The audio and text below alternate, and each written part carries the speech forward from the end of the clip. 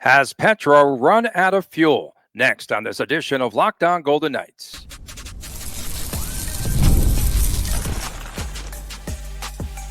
You're Locked On Golden Knights, your daily podcast on the Vegas Golden Knights, part of the Locked On Podcast Network, your team every day. Well, hi again, everyone. Tony Cardasco and Chris Golick from Las Vegas on a Marner Monday edition. Thanks for making us your first listen every day. Find us wherever you get your podcast. Of course, I am a long-time sportscaster. I'm a marketing consultant and the host of the Believe in Vegas podcast.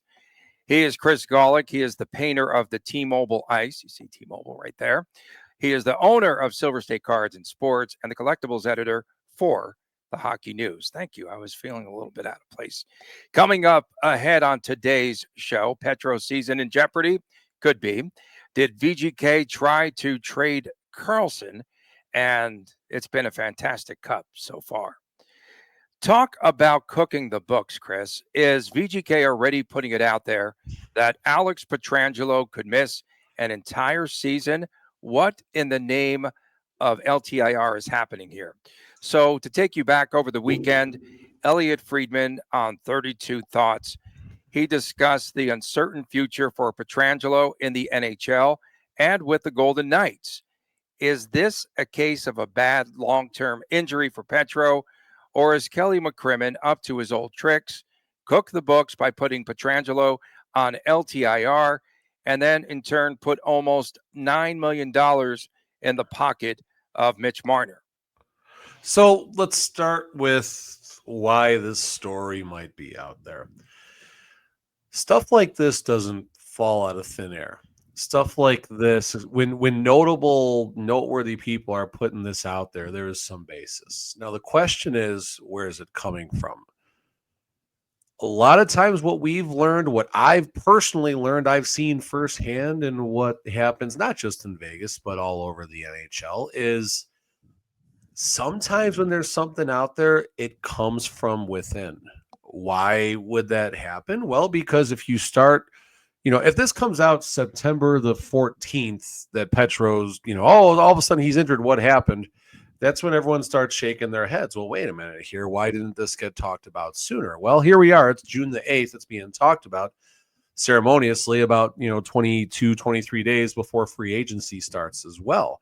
So the timing makes sense for this to be an internal, accidental, on purpose type of leak from within the Golden Knights. Now, the counterpoint to this is I don't know if the Golden Knights, if they're assuming Pietrangelo is going to be gone for any long-term part of next season, possibly all the way to the playoffs or beyond, why would they be trading Nick Hague as well? That's one of the other questions that I have. Just to for sure counterpoint that. Well, I've got, in listening to 32 Thoughts, I don't know how many times Friedman could have said, I really like Pietrangelo. I like talking with Pietrangelo. I really like him. He's very accessible. I like him. He's a really good guy, and I like talking to him. So perhaps it came from Petro himself. I feel that Pietrangelo is now a passenger. I feel he's definitely. You and I spoke about he's a passenger the whole dang season. Right. He very critical. Couple small windows, really good. But I think he's regressing. I don't think it's injuries. I think minutes have added up. I think father time, 17 NHL years have added up. The honey-do list has added up there. He spends a lot of time at home, the wife and the kiddos, 35 years old. That's old by NHL standards. I looked at his minutes played. So 2015-16 in St. Louis, Chris, 26 minutes, 18 seconds per game. This past season, he was down to around 22 minutes per game. I think all those minutes personally have added up. And the NHL, they're going to have to do their due diligence. They're going to have to definitely examine this case. If this is what's going to happen in the future, they're going to have extensive examinations to make sure that the Golden Knights are legit in what they're saying. And it's not just somebody who's been around the league for 17 seasons just wearing down. It's got to be more, right? The due diligence is an MRI goes to the NHL and a doctor signs off on it and we're done.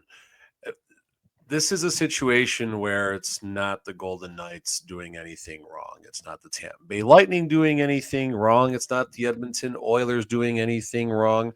It's not the Golden Knights doing anything wrong 2-3 seasons ago. It's not the Blackhawks going way, way back.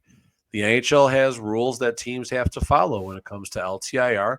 They check a box and they go with it. So I'm not going to dog the Golden Knights in this. Now, same breath, the NHL does have an LTIR issue from a totality perspective that does need to be looked into equally from all perspectives of all teams. And I don't think anything is happening in the CBA because all these teams complain when it comes to LTIR issues until it's one of their players that's gonna go on LTIR. Dallas Stars, I'm sure they understood what happened with the LTIR situation when when Heiskanen went down and they made some moves, right? They, all of a sudden the shoe's on the other foot.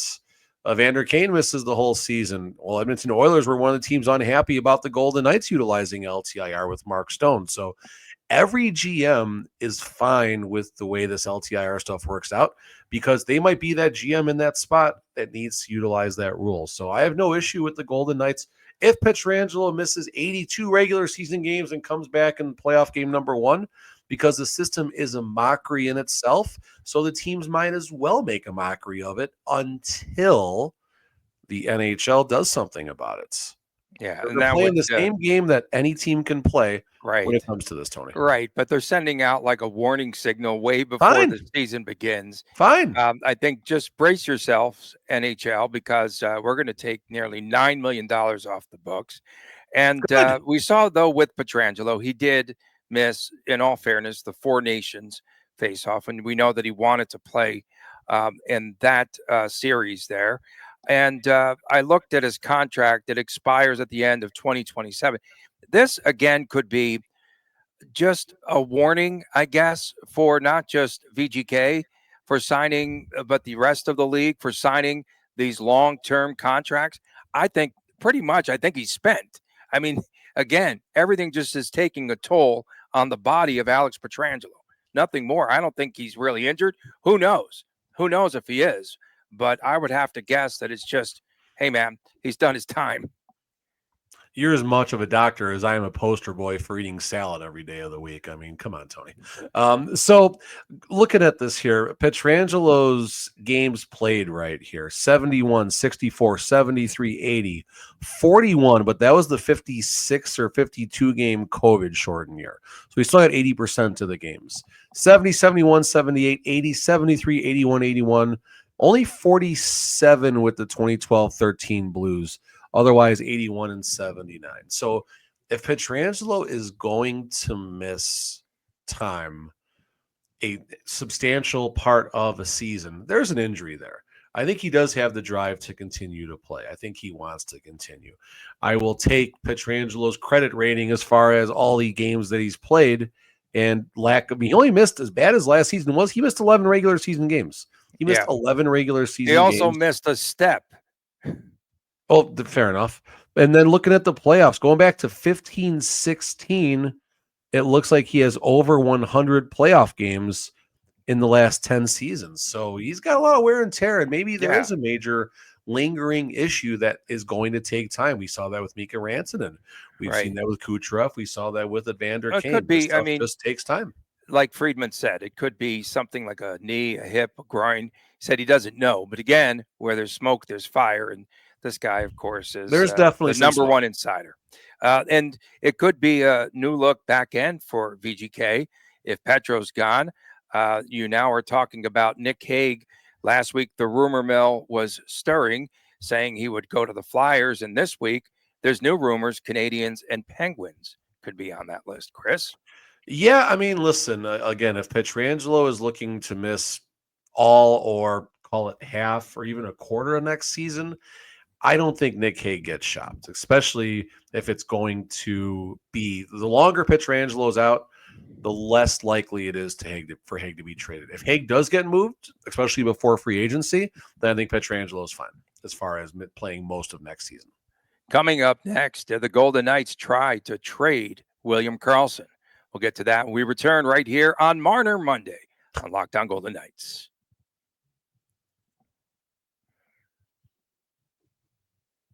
Have you ever checked your bank account and said to yourself, where did all my money go? Between dining out, between buying Frontenac hats for Tuomas Euronen, had to do that. Too much online shopping. I told you that. Of course, entertainment, eating out at the fajita place for Chris and the fam, and all that is so easy to lose track, especially here in Vegas. That's where I almost said Marner Money. That's where Monarch Money comes into play. Make sure that you check it out. You can control your finances. It isn't just a budgeting app. It is a complete financial command center, and you can track all of your accounts, your investments, and spending all in one place. So you just stop managing your money only, and you can start to build wealth. That's right. Instead of juggling multiple apps, you can go to Monarch and check your finances, track your spending, and even plan long-term goals. Take control of your finances today. Use the promo code LOCKEDONNHL. You'll receive 50% off of your first year at monarchmoney.com. Again, that promo code is LOCKEDONNHL. 50% off your first year at monarchmoney.com.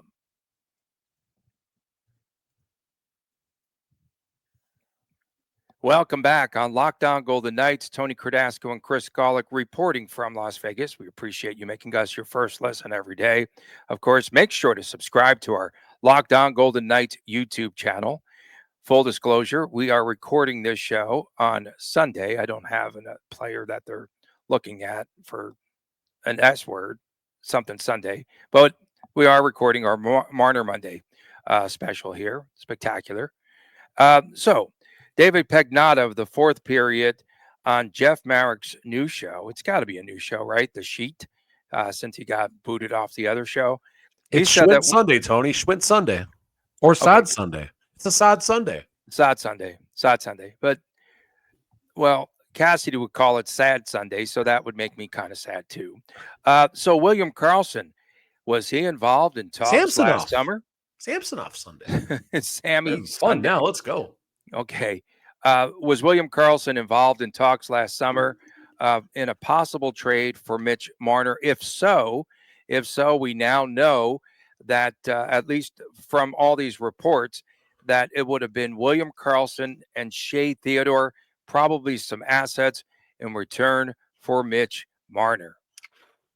That's tough. I would do that deal all day, every day. I would do that you would right trade now. William Karlsson for a used jar pucks. of air. For a bag of pucks, probably. Practice pucks, probably like the peewee pucks that are like weigh like 4 ounces. That's tough. You don't like that trade. Why not? It's not that I don't like because that of trade. Theodore. It's the type of trade where, like, William Karlsson straight up in a throw-in, fine, okay, done. That's easy. Shea Theodore even straight up fine in the throw-in. But both of those assets, and thinking about obviously we're going back thinking how last season played out. Shea Theodore, healthy season, freak injury in the Four Nations, but very healthy, very productive season. William Karlsson, not so much, but he had an injury, and you wonder how much that played in too. I mean, what his health was, and if that played into this trade not working out. I think it would have been a net win at the end of the day because of William Karlsson's lack of productivity. I mean, the Golden Knights would have had 2 100-point players on their roster. Defense would have been a little bit thinner, but Korczak, I think, would have been able to pick up many of the pieces left behind from Theodore. Ben Hutton seems like he could have been in there. So, I could pull the trigger on that trade right now and be happy with it because of William Karlsson's last season. Yeah, I don't like giving up Shea Theodore, especially with his contract circumstances. But for Marner, it's better. Last season, off season, I would not have signed off on it. But you wouldn't have signed off last season. Oh my goodness, the Golden Knights turned down this deal. Another sticking point: Karlsson has a no trade clause. Who would have signed William Karlsson to a no trade clause?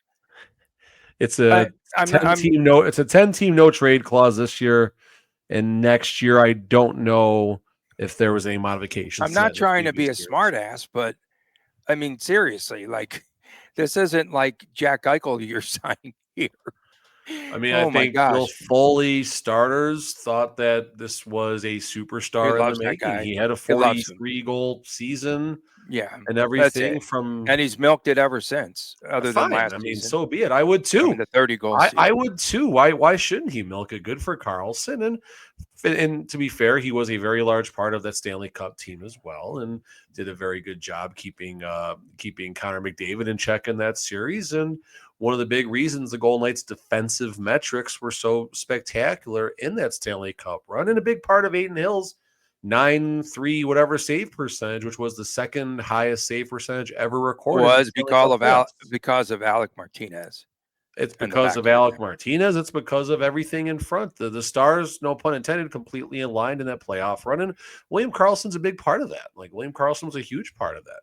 Is William Karlsson anywhere near the $5.9 million player based on last season? No. Injuries had something to do with that. Fine. But that's why I just kind of hem and haw when I think about Karlsson and Theodore for a 100-point Mitch Marner. A 100-point Mitch Marner. I would have taken that deal night and day, and not just because of who those two players are, but just based on their metrics, based on where they're headed, what have you. I would have made that trade. And the one thing we know about Karlsson is they could trade him still. They could send him to Sweden, back there to Gothenburg or to Malmo. He doesn't. That's not in his. It's not in his contract. He was 30-30 in 23-24. 30-30. That's a huge season. That's a terrific season. But this past season, I will say one thing. When you look at William Karlsson, I don't know how many times he was in deep and he missed the net entirely. He missed the net. That's nothing to do with injuries or what have you. He just missed the net. I would wonder how many I'd love times. to see a healthy version of you shoot a hockey puck and then a less healthy version of you shoot a hockey puck. I can tell you right now, everything would be on net. My body would be in the net. The puck would be in the net. The stick would be in the net. Something would have to give there. I mean, Karlsson's seasons here, 30-30, 23-24, 14-39, 22-23, played all 82 games, 35 points in the 21-22, just weird season with all the injuries and everything. The COVID year, 56 games, 39 points, so he's about a 70-point pace that season. 63 games, 46 points, 82 games, 56, and then, of course, the crazy 43-goal year. So, I mean, obviously Foley and McCrimmon and more at the time, this would have been George McPhee, because he was GM. I think that put him on this deal.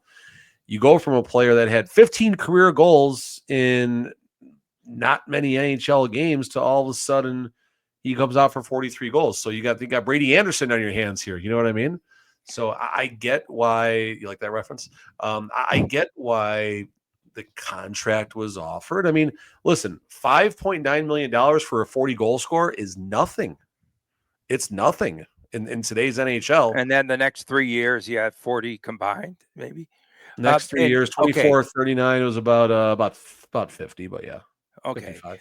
I'm not throwing shade at Karlsson here, but I think the one thing to take away, I'm trying to be neutral here as much as possible. One takeaway for me here is Bill Foley, William Karlsson linked at the hip.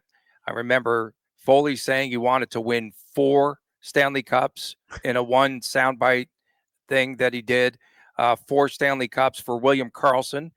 And so this shows me that this, folks, is a business. Everyone's expendable. It's a business. That's my takeaway. Well, and I was going to agree with that. If Nate Schmidt, the beloved Nate Schmidt, if he can be shipped off, if Marc-Andre Fleury can be shipped off, if Riley Smith can be traded 11 days after the parade, absolutely William Karlsson can be traded. And Foley is softened up or hardened up, however you want to look at this, to the business of operating the Vegas Golden Knights. This is one of the most cutthroats, if not the most cutthroat. I mean, they're firing people left and right, media people, players, everything. People are getting canned left and right over there. So, it's extremely cutthroat, and Foley is the leader of that. Whether McPhee or McCrimmon soften him up for that, whatever it is, Foley gets it. Coming up next, Game 3 in the Stanley Cup Final Series scheduled for Monday night. Our preview comes your way next after this on Locked On Golden Knights. Welcome back from Las Vegas on Locked On Golden Knights. Tony Cardasco and Chris Golick. We appreciate you making us your first listen. Shout out to our everydayers tuning in everywhere, all over the world. And thank you for making us get record numbers over the past couple of months here. We surely do appreciate all the interest here. And every time that you chirp at us, for or against us, it does make a difference and it's fun. Word out of Edmonton, well, from the Edmonton Oilers, I should say. They're probably in Florida by now. On Sunday, Ryan Nugent-Hopkins could be a game time decision. Not sure what happened. He missed the Sunday skate, and that would definitely hurt the Oil. 18 points in 18 playoff games. On the bright side, we could see the return of Jeff Skinner. Yeah, I mean, listen, there's a ton happening right now, and this is like, I feel like Wayne's World. We're not worthy of this Stanley Cup Final that we're getting right now. We've had nine. No, I said we deserve 6 games or more. I mean, 24 periods, 26 periods, however it happens, would be absolutely wonderful. And it's a lot of fun right now. And again, we had a segment last week. What do these two teams have that the Golden Knights don't? And the more of this we watch, the more you realize how far away the Golden Knights are. And full credit to what the Oilers and the Panthers are doing right now. They're standing in the middle of the ring, punching the crap out of each other, and neither one wants to go down. And, not even lucky, but the puck bounces one way in one game, puck bounces the other way in the other game. And I mean, I don't know what the record is for most overtime games, but I hope we get it right now. And if it gets to 6 or 7 games, I mean, why not have a Game 7 overtime to decide the Stanley Cup? That would be tremendous. I also wondered, speaking of health, how Stuart Skinner is feeling. The collision in front of the net with Sam Bennett fell on top of him there. And get Bennett to Vegas. Forget everybody else. Get Bennett in Vegas. I love that dude. Yeah, I'm just curious how he's feeling. And then, of course, one of the guys that we really like there, Corey Perry, the game-tying goal in game number 2, 18 seconds to go in regulation. And he still got it, man. Him and Marchand, those are 2 of my favorite players, like, to watch away from the puck, because shenanigans and everything else. I'm on the Corey Perry, Nick Cousins to Vegas train in the offseason, and then whatever happens, whether it's a high dollar player or something else. But those 2 players coming to Vegas. Perry's what, about 40 years? Give him a 10-year contract. I think he'll be 40. He's either 41 now or he'll be 41. Yeah, give him 10 years here in Vegas. Why not? Sign him Why up. not? Yeah. Sign him up. $10 million and defer him until he's 68 years old. No, I am 100% on the Corey Perry bandwagon. I think it's so much fun. You love to hate the dude, when he puts on your jersey, you love the dude. Just like if Evander Kane, for whatever reason, fell out of the stars and came to Vegas or something like that. These are players that Tom Wilson, another one. And Golden Knight fans, don't say, I'm done being a fan of Tom Wilson or Evander Kane, become Golden Knight fans. You're full of it if you say that. You're right. lying through your teeth. Let's be honest. No, they're great to have on your team. You just don't want to play against them. I could not stand Dennis Rodman. He was the biggest piece of garbage when he was with the Detroit Pistons. Dude pissed me off every time they played. Man, he put on that Bulls uniform. He was my favorite player in the world. Screw Michael Jordan, Dennis Rodman for president. It was so much fun. And that's what happens when you get these players who are antagonists out there and can back it up. Matty Tkachuk is certainly in that. I mean, obviously he's a much better player than the other ones, but and it's basically like having Ryan Reeves on your team, but a productive one that plays more than 3.5 minutes a game. And that's another one. Ryan Reeves is probably going to be a free agent this year, sent down to the AHL or something like that, or he's going to be on the block at some time. Don't lobby for Ryan Reeves back to Vegas, please, because that's not the answer. Dennis Rodman, one time in front of this club, it was called 7 there on the Las Vegas Strip. Now where Aria is at, throwing beer cans at me and my friend in the parking lot. So really quick, I saw Dennis Rodman. He was basically stumbling out of the Heart Bar to Planet Hollywood like at 9 a.m. when my shift started when I was running the poker room over there. and dude can't see straight. And I started talking to him. I recalled he was actually on stage with Stone Temple Pilots at a gig like in '96 at the Allstate Arena, Rosemont Horizon in Chicago. So we talked about that for a second. And again, I only had to walk him to valet. Dude, I had no idea what planet he was on. And then 4 days later, he's in freaking North Korea. Like, oh, great. He was on Planet Hollywood, is where he was. Sure. Brad Marchand, a shorty for the shorty, and then the game-winning goal. Looked like he was like on the curling team because he didn't hit the puck again. That was a bad goal for Stuart Skinner to give up the game winner in the second breakaway. But yeah, it's tough. It's a tough semi breakaway, right? Stuart Skinner, by the way, plus 44,000 for the Conn Smythe on FanDuel. So maybe that ship has sailed. If anyone jumped on that, I'm sorry. Once we get to game 4 through 7, you're not going to see any shutout in each of the last game. Could you imagine? It'll only be 3 games. If he goes 3 games in a row of a shutout and McDavid doesn't get any points, we got a shot, I guess. One other Rodman note here. So myself, John Katzlamidas from the Review Journal, we saw that one night where Rodman was MIA, and we saw him at the Hard Rock when he was missing there that night. So that's pretty interesting. Like missing from the Bulls, you mean in '96? Yeah, when he was when he was missing from the Bulls. We saw Michael Jordan on the jet to go grab him. we saw them. We saw him and Carmen Electra there, and we're like, don't they have a game? Like, okay, Connor McDavid, the dangle on Barkov, and then beats Ekblad. I've not seen. Are okay. That looked like it hurt. I have not seen anything like this on the planet in the game of hockey. And then on top of it all, just right stick to stick there, tape to Draisaitl on the back door. That was amazing. I'm sorry, but I have no words for it. CM Punk, best in the world. I mean, it's so much fun watching McDavid. It's not just those plays that make him so good, but what I tell people so often when I tell my son Chris is, especially if you're at a game watching it live, watch McDavid for an entire shift. His legs never stop. Who am I? Evan Bouchard. Did you see Bouchard after you're doing the Macarena? No, Bouchard was like, "Are you kidding me? Yeah. Are you? I think you're doing the Macarena." But I mean, you watch the efforts that the best players, not just McDavid, but the best players in the world put in from the second they step on the ice. It is maximum effort. Even if they don't get a touch on the puck, they're creating space. They're trying to get open. They keep moving. And of course, McDavid excels at every aspect of the game. So it's a little different watching someone like him do it. But parents, kids, who's ever watching or listening, you can learn so much, and your kids can learn so much more about the game just by watching what these players do without the puck. I know it's a little harder to enjoy that on TV because you really don't get that viewpoint. But even inside, go to a City National, go to America First, go to Hilo, go to LVIC, and even watch like a travel kid game, how hard those kids are working away from the puck. And of course, when you have the abilities that McDavid does, it makes you that much better. Okay. Again, game number 3, you have to stay out of the box. I mean, there's no two ways about it here because so much two power play goals were scored in game 1. 2 power play goals and a shorty there, of course, for Marchand in game number 2. Game number 2, 8 penalties. Florida, like unbelievable. That's 8 penalties for Florida, 6 for Edmonton, 28 total minutes in the box.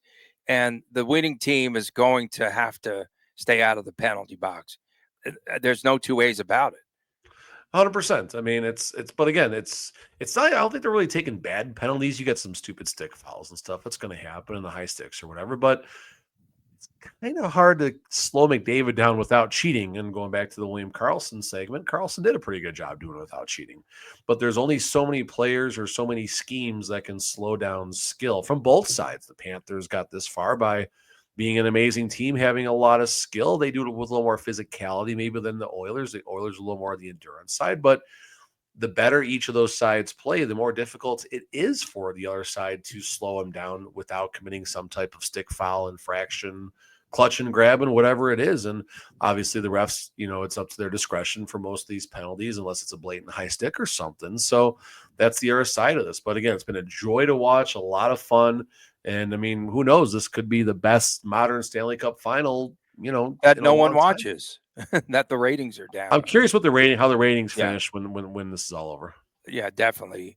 Hits in game 2, 60-39 Panthers after it was 51 apiece in game number 1. We appreciate everyone tuning in, especially our everydayers.